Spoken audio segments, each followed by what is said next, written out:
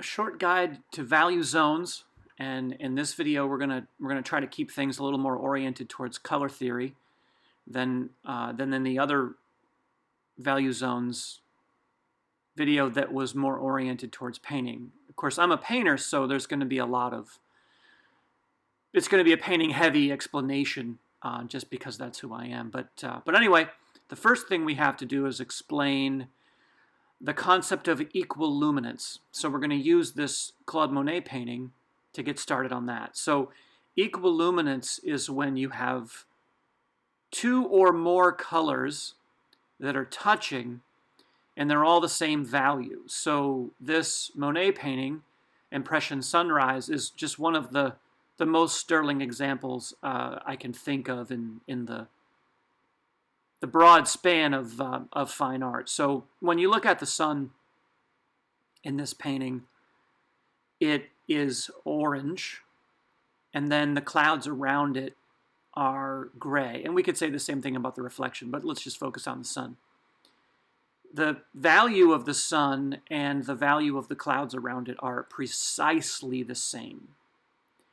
And the fact that the two hues are the same value touching, what that does is it makes the relationship between those two colors, it makes it richer. It makes it more interesting to look at. And then if you want to get a little deeper into the color idea here, simultaneous color contrast is starting to happen.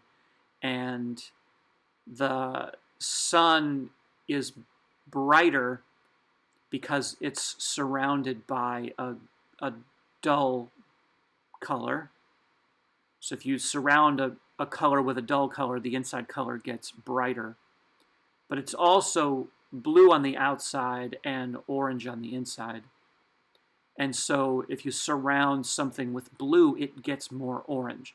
So there's all these different things going in, but the main thing I want to focus on is that we get this wonderful, rich quality from this relationship that exists nowhere else in color relationships, just by simply having two different colors be the same value. And you can look through the rest of the picture, and you'll see a few other examples of that. There are places where a couple different blues are touching, and they're the same value. But when you do it with complements, sometimes it's just that much more intense.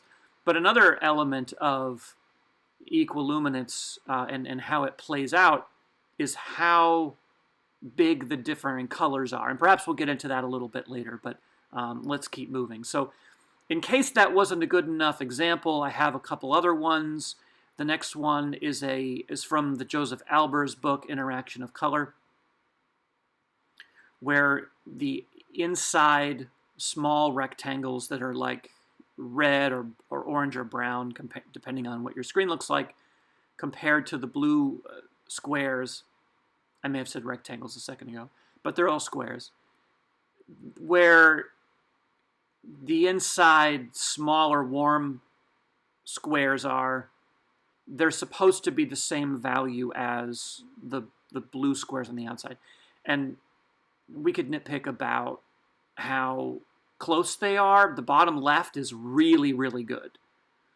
But again, sometimes it has to do with the amount of the color. If we took the bottom right one, which they don't look really like they're the same value, if we switched them, I think maybe they would look a little closer. But as good as the Joseph Albers book is, it's riddled with little problems, because when he was doing this, it was a new idea. At least isolating it like this was a new idea. So we have a lot more time and space between these ideas and where we are now. So we're in a place where we can do them a lot better. So when you look at the Joseph Albers book and you're seeing problems, don't be surprised. The book is riddled with problems. But the next one is another one from Joseph Albers, and it's just a bunch of squares. They're not really trying to accomplish a whole lot here, but the blue squares and the sort of purplish rectangle in the background, they're all the same value. and you can see how those blue squares just kind of glow.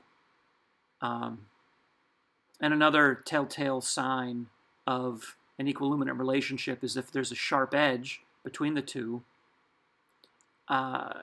it tends to look softer in your eye. But it also tends to vibrate, which is kind of cool, and something to be shooting for in a practical sense, where you can bring that into almost anything you're doing with color. So let's move to the first art historical example that I want to talk about, which is Vincent van Gogh's Cypress trees. This is one of the paintings at the Metropolitan Museum of Art, and it's just it's a marvel of painted surface. So if you ever have a chance to go to the Metropolitan Museum and look at it, you should drop whatever you're doing. Just back off from the food truck that you're waiting in line for and go into the Met and look at this painting. It's a piece of work. But the reason I have it in the value zones discussion is because organizationally, that's what we're going to start talking about, value zones. So organizationally, this painting is just a textbook example of what I'm shooting for in the discussion. So value zones is about establishing big, simple value shapes for whatever you're doing. In this case, we're making a painting. And so we have the cypress tree is dark. The grass and the landscape behind are middle values. And then we could argue that maybe there's 4 values because the sky has like a light cloud and a light sky color. But I'm gonna group those together. The sky is all one value for the purposes of our discussion. So what we end up with is 3 values: light, middle, dark, and they don't really penetrate each other at all. They're very distinct, and that's why it's a great example. Not everything is going to be this cut and dry, but I like to start here. And now we're going to move on to some detail shots where, in a practical sense, what we want to do is inside each one of these value zones, which is the light, the middle, or the dark, inside each one of those, we're free to change hue as many times as we want. So if we look at what the cypress tree looks like inside the shape, you can see that Van Gogh is just going wild with the sheer number of different colors that are in here. He's still being fairly realistic with his color. They're all pretty much greens, blues, purples, but there's a really wide range, and that's the point. And so many of them are the same value, and that's going to be the valuable thing. You keep your values simple and your hues complex. If we move to the detail of the sky, we have a little bit more range, I would say, in the values, because, again, we have lighter clouds and slightly darker sky. But these values are so close together, that's where the action's going to be. And the richness and the quality of the color and the sky is just really beautiful. And then the next detail is a shot of just the clouds on the right-hand side. And it's just a marvelous surface, and all those pinks and purples are just beautiful. And you see in the bottom that little slash of blue that's exactly the same value as the reds above it. And you just get this, at a detail level, the picture glows. But when you step back from the picture, that quality never goes away. It stays there and just livens up the whole picture. And then the last detail shot is a place where the values transition a little bit. But for the most part, I just wanted to show you this because it's just the surface that he builds here is just totally insane. Nobody paints like this. And, you know, you're getting a look right now, if you've never seen a Van Gogh painting in person, of about as crazy as his surfaces get. Each one of these brush strokes is almost like a tube of paint for most of us. It's a very, very unusual surface. There's only a few painters I can think of that actually do this. The next painting that we're going to look at is by Henri Fantin Latour, and a discussion of value and value zones would not be complete without a painting by him. He's got some of the best organizational quality to his paintings that's out there. So, and it's a very traditional painting, so I just wanted to throw it in there. But what we want to do is look at how Latour is using value in big shapes, just like with the Cypress picture. So we have the table is our light zone, and then the hydrangeas that are in the pot or in the vase are also in our light zone.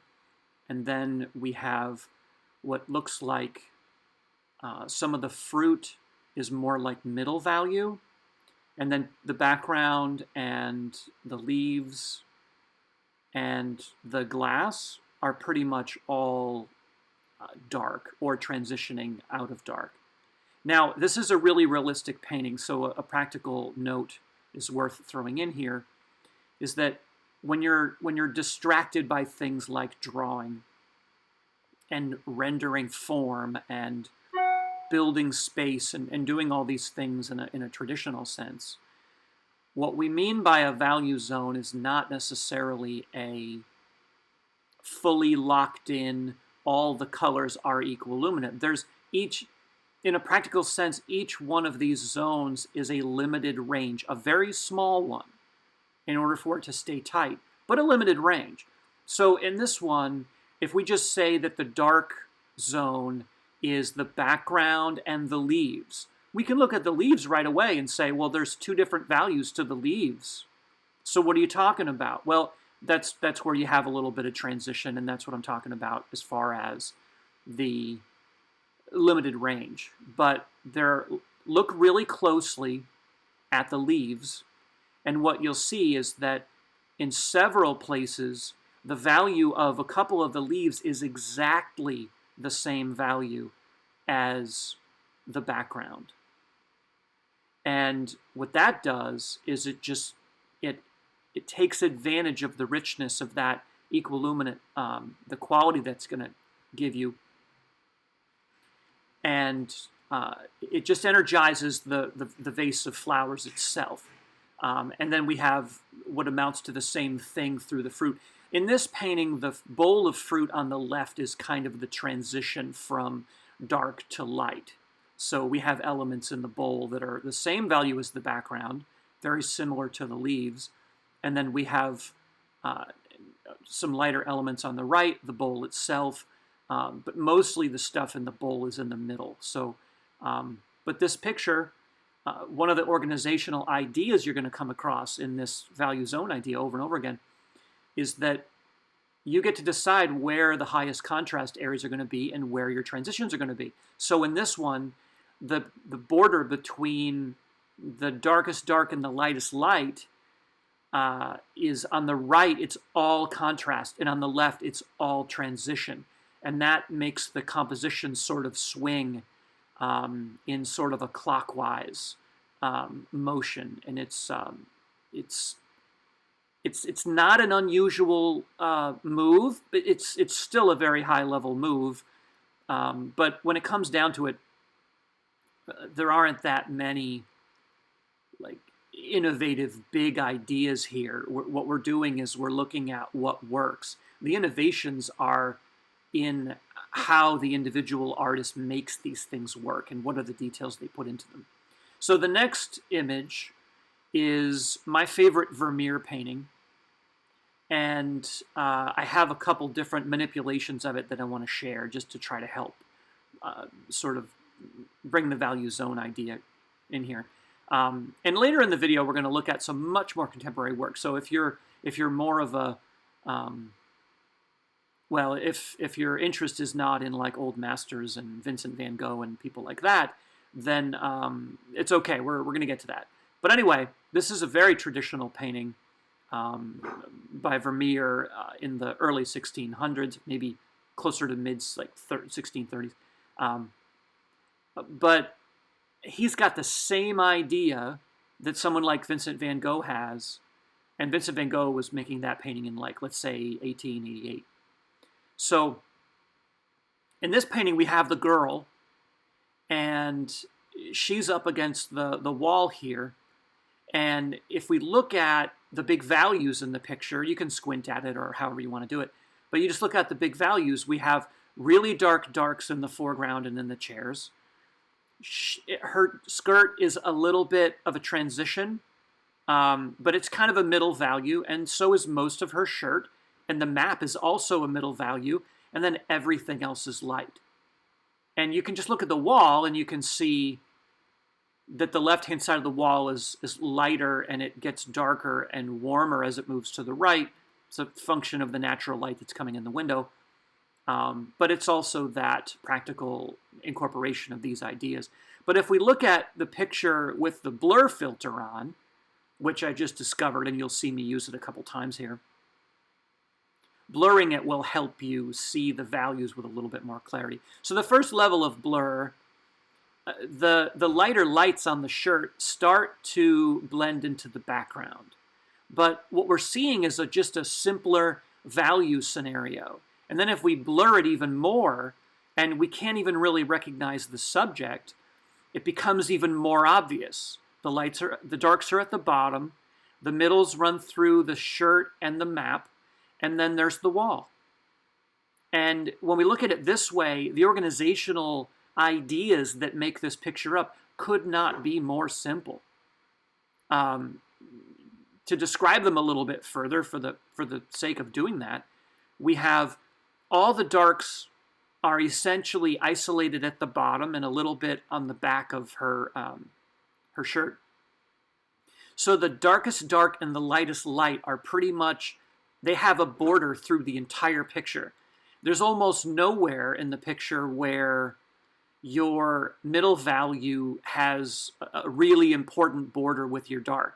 So it's like it's all contrast at the bottom, and then at the top, the lightest light and the middle share borders, and there's just the bottom of the scroll on the map where it's a little bit darker, just to add a little bit of punch, but the top is set up to be all transition.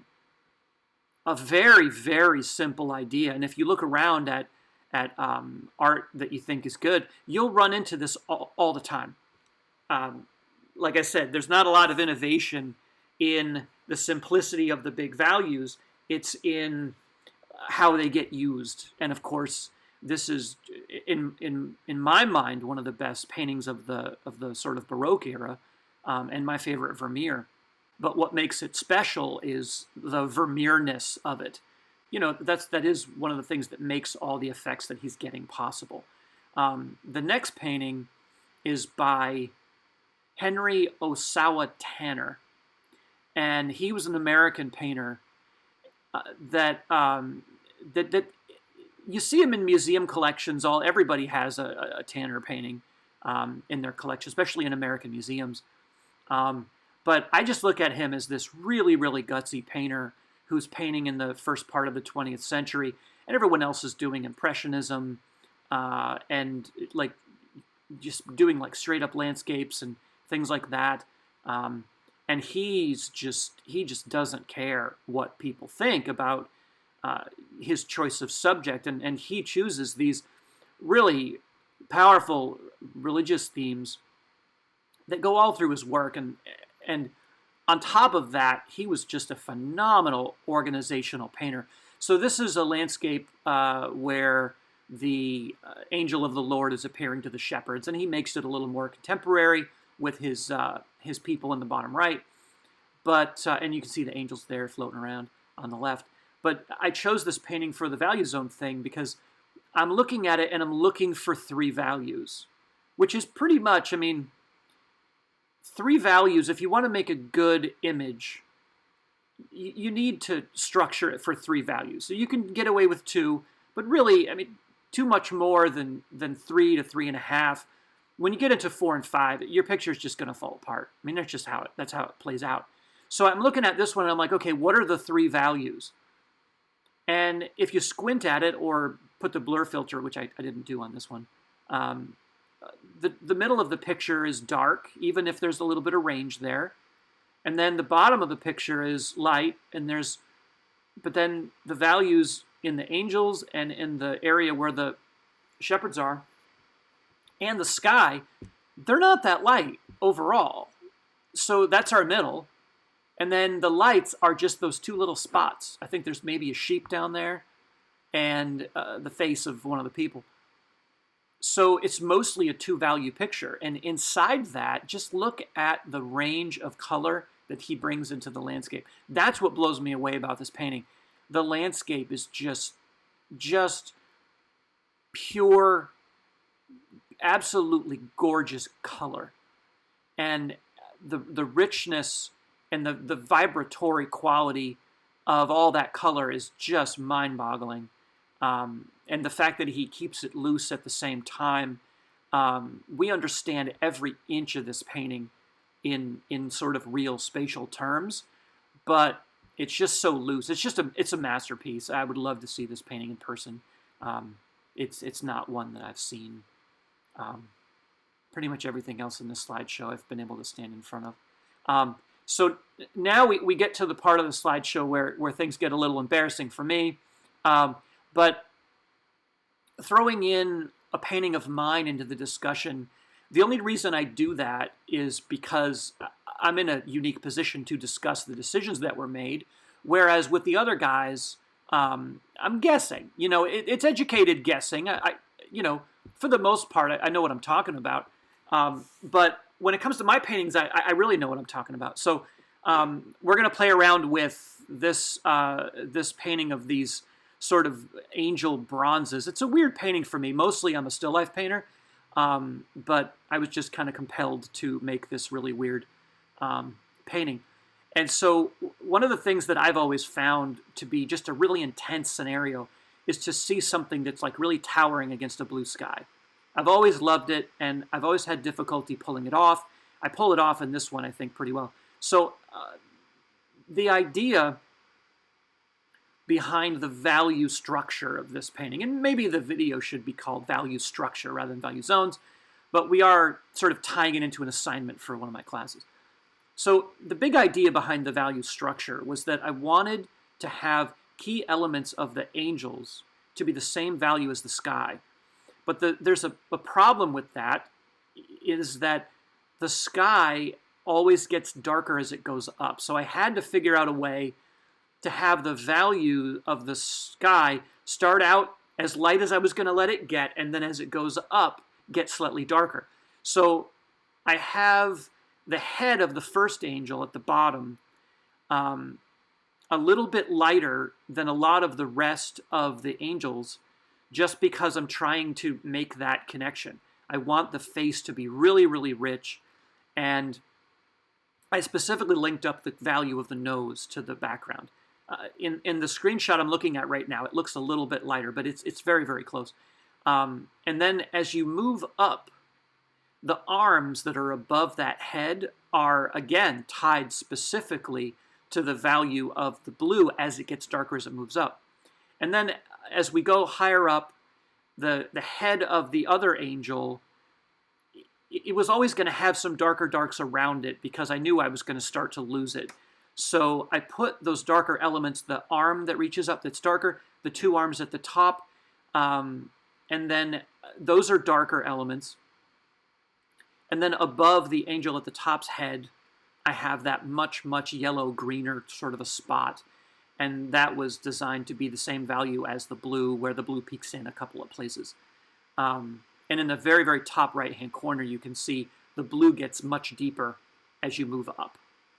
But if you squint at the picture, and perhaps if we move to the blurred version of this, what you'll see is that My darkest darks are not very dark. My lightest lights are not very light. So I'm keeping most of my values in the middle, and I'm making as many equiluminant relationships as I can. I'm trying to rev that up to a degree that where it starts to get absurd and it starts to flatten the space out. But lucky for me,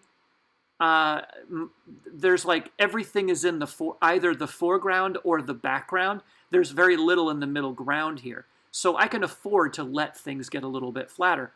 And equiluminant relationships will always flatten a passage out. That's one of the problems that you might run into. So my deeper darks are pretty much at the bottom.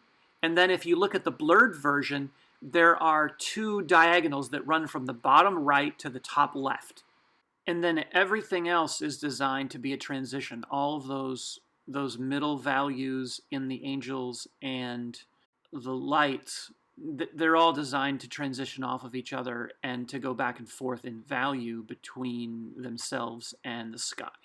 Now we're going to go into some more sort of design-oriented looking stuff, because if we're talking about this in color theory terms, it'd be nice to have some examples of some art that looks a little bit more like what you might be producing if you happen to be in a color theory class. So I have a couple of Robert Rauschenberg pictures to show you, and then I have some student work from my class that hopefully I'll be able to explain again with a little more detail, just because I know more about it. But Rauschenberg, you know, he's kind of a maniac, and he was a post-abstract expressionist painter. So he was always up for something new and something different. And one of the reasons I like to talk about him is because his work is just really crazy, and his level of energy is insane. But you know, he's this wild man that's just looking for something new. He's sort of rejecting abstract expressionism, trying to come up with a way to make painting do something new. And one of the things that he never steps back from, even though he's always up for something new, is the way that he structures the pictures that he's making. They're not that different from Vermeer or Fantin Latour. I mean, if you showed him a Fantin Latour painting, Rauschenberg would probably have gagged in the 60s, you know? That's the last thing in the world he wants to emulate. But he comes in and he structures these pictures that I'm showing you now. He structures them basically the same way. He's got all the same ideas. And that's because value as a fundamental element of whatever it is that you're doing, you just can't get away from it. It's just way too important. So, and there aren't that many ways to really deal with it and have it look right. So Rauschenberg here, he's basically got two colors. This looks like a screen print to me, but you know, printmaking, painting, whatever you're doing, it doesn't really matter. The organizational problem of using value is always pretty much the same. And so he has this red and this blue, and they're the same value for the most part. And then he has a dark where they overlap in places and a little transition. And he has some lights where the white of the paper is showing through. And he has strategic places where he allows the blue and the red to touch. He has strategic places where he doesn't let them touch. Pretty standard stuff, but still really high energy, really interesting work. The next one is the values are a little bit more compressed. His lights aren't that light. His darks are dark, but there aren't that many of them. But mostly it's this series of blues and then a couple reds that come in. And even the blue on blue is still, they're the same values, and they're just shifting around from the blue purple to blue green. And yeah, I mean, he's just, you can see, he's even blocked it out into rectangles. Like we're going to see with some of the student work. It's very, very easy to see how structurally he's looking at it. But then what the magic is then once that strength, compositional strength is there, then the magic is in the details, like this one and the last one with the old sculptures that he's showing. So from here we're going to look at some student work, and So the first couple are very, very simple and straightforward images. Um, and then we'll get into some that are a little bit more complex. So I'm using this one to just show just some really basic structural ideas that the details here could be anything. This happens to be a collage, and the student that did this was just trying to lay out like a basic idea. But this first one, the values are a little bit compressed, so that means that if value is a spectrum, we're only using part of the spectrum, not the whole thing, if that makes sense. So the darkest dark is not very dark. The lightest light is not very light. So the middle and the dark kind of transition off of each other. If you're having trouble seeing it, you can look at the blurred version and it'll separate the values a little bit better. But the strategy here is to have the lightest light and the darkest dark share that border and have all the contrast on that side, and then where the middle and the dark meet have all the transition. And you can imagine this is like the second idea that the person had.